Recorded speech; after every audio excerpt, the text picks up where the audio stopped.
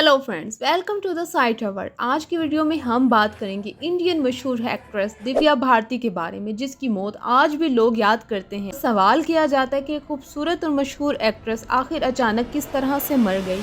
दिव्या भारती 1974 में इंडिया के शहर मुंबई में पैदा हुई थी। स्टूडेंट लाइफ से ही दिव्या को मॉडलिंग और एक्टिंग का काफ़ी शौक था। 14 साल की उम्र में दिव्या को मॉडलिंग का मौका मिला और दिव्या ने मॉडलिंग करना स्टार्ट कर दी और अपनी पढ़ाई मैट्रिक के बाद छोड़ दी और शोबिस में अपना कदम रख दिया।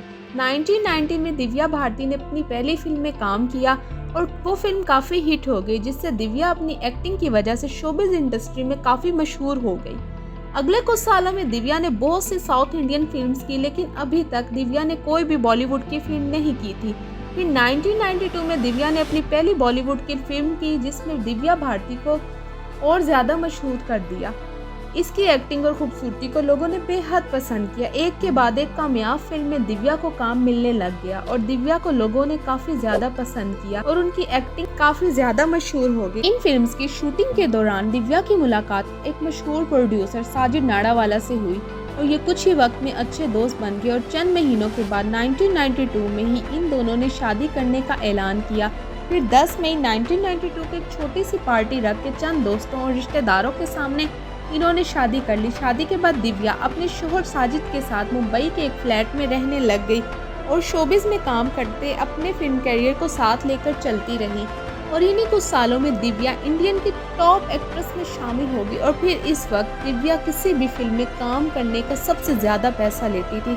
शादी के तकरीबन एक साल बाद 5 अप्रैल 1993 की रात दिव्या के घर पर कुछ मेहमान आए और तब दिव्या का हस्बैंड साजिद घर पर मौजूद नहीं था। सुनने में आया था कि इस रोज दिव्या के हस्बैंड के साथ उसका झगड़ा हुआ और लड़ाई के बाद वो घर से चला गया था। 5 अप्रैल की रात दिव्या घर पर 2 मेल मेहमानों के साथ और एक मुलाजमा भी मौजूद थी। हस्बैंड से लड़ाई के बाद घर आए मेहमानों के साथ दिव्या उनके साथ कुछ देर बैठी और दिव्या के दोनों मेहमान नशे की हालत में थे। नशे की हालत में दिव्या अपने दोनों मेहमानों से अलग होकर किसी वजह से अपने घर की बालकनी की दीवार पर जा बैठी और कुछ ही देर के बाद वहां बैठने के बाद कुछ नीचे गिरने की आवाज आई तो देखा गया कि दिव्या अपने 5 मंजिल के अपार्टमेंट से नीचे गिर गई है।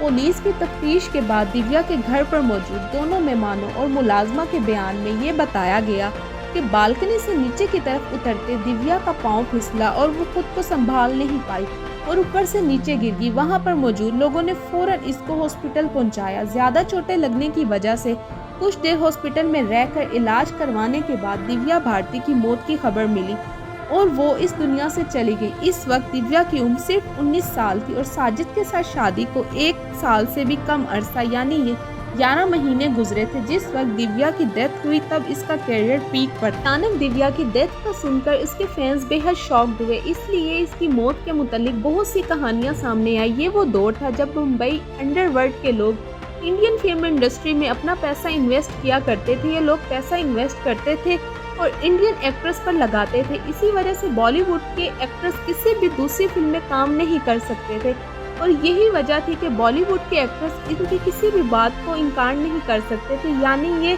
प्रोड्यूसर्स एक्ट्रेस को अपनी मर्जी से कंट्रोल करते थे और किसी दूसरे के साथ काम करने नहीं देते थे। इसीलिए इंडस्ट्री से जुड़े लोगों को समझा कि दिव्या को किसी अंडरवर्ल्ड से जुड़े प्रोड्यूसर के साथ झगड़ा हुआ है। इसी वजह से दिव्या की मौत कोई हादसा नहीं बल्कि उसको बालकनी से गिराकर कत्ल किया गया। दूसरी तरफ लोगों का ये भी मानना था कि दिव्या और उसके हस्बैंड के ताल्लुकात खराब और लड़ाई झगड़ों की वजह से दिव्या ने खुदकुशी कर ली, लेकिन ये बात सच थी, इसका कोई सबूत नहीं मिला। हर शख्स के मुंह में अलग अलग बात थी और लोगों के बेहद सवालात थे। इन सवालात की वजह से दिव्या के फादर ओम प्रकाश भारती ने अवाम को बताया कि ये तरह तरह की तमाम बातें झूठ हैं।